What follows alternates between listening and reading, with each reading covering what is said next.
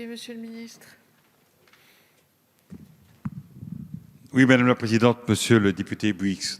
Monsieur le député, tout d'abord, vous accompagner dans l'hommage que vous avez rendu aux entrepreneurs, aux salariés de ce pays qui ont fait face à cette crise sanitaire terrible.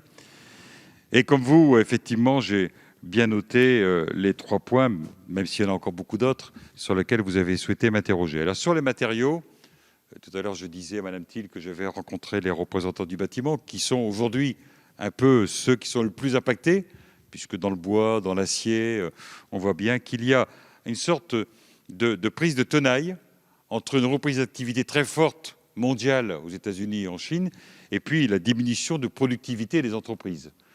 Donc, nous allons regarder avec Bruno Le Maire comment, en particulier sur les marchés publics, nous allons pouvoir prendre des dispositions pour éviter que ces entreprises qui ont des marchés signés depuis longtemps aient des conséquences très douloureuses à subir. Par ailleurs, on peut espérer que dans les prochaines semaines, les prochains mois, l'industrie reprenne l'activité et qu'on arrive globalement à avoir un marché qui se stabilise. Vous évoquez les restaurants et le sujet qui d'ailleurs a été étudié la semaine dernière lorsque nous avons reçu ces représentants. Ils nous disent qu'il y a 100 000 personnes, 100 000 postes qui risquent de leur manquer, des personnels qui ont changé de direction, changé de métier.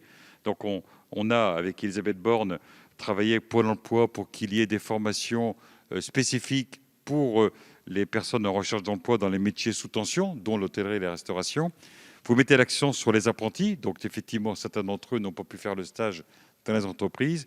Et là aussi, nous mettons à la fois des stages d'observation et de perfectionnement pour permettre à ces apprentis d'être assez rapidement en situation de reprendre leur activité.